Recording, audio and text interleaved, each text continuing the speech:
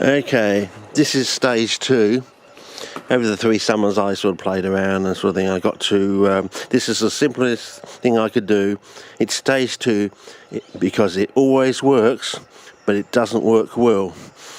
I mean, Flux Raptor hasn't even got to stage 2.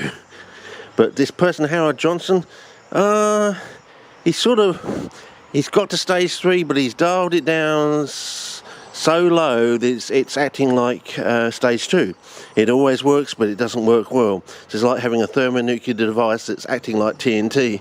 You've gone worse than having an atomic bomb, sort of thing. Anyway, so the actual principle that makes the thing work is actually sitting there in this. This doesn't work well because the principle is being abused in a way. So the underlying principle here is being... Sorry, I'm holding the camera away because I'm thinking the magnetism is going to affect the card. So anyway, so if you get to stage 3, you've got to have something that works and works well. Always works. And I think, well, I've got to show the whole wheel, otherwise someone will think, you know, you're holding or pushing around with your hand or something like that. So even on an angle, I've got to fix the nut in that thing and get it straight. I might actually have to get something else. Just a pole with a... See, if I use a pole with a drill hole, they'll say there's a motor in the pole, so that's why I'm using the... Anyway, so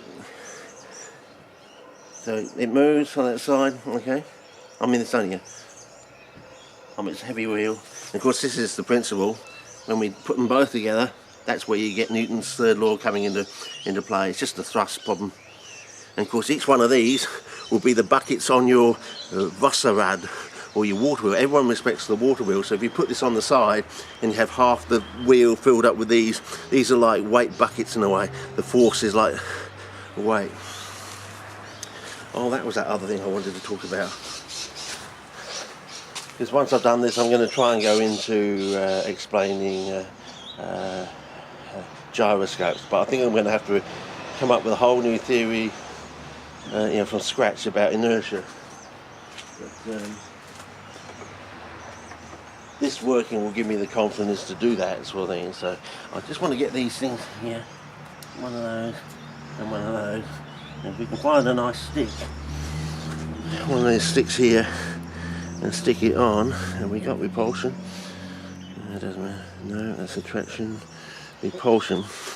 Now, these magnets aren't doing work like that. Magnets can only do work across the face between the bolts sort of thing.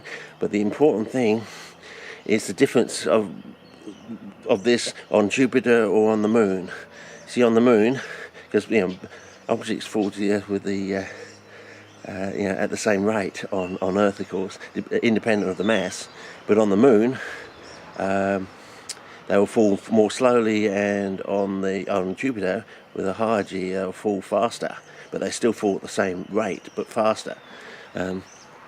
Whereas here, on the moon, that gap will be larger, and on Jupiter, that gap will be smaller. That's the important point I want to get across. So anyway, I think that's about enough for now. I'll try and fix that central problem, and it'll work better, of course. But okay, over and out for now. Yeah.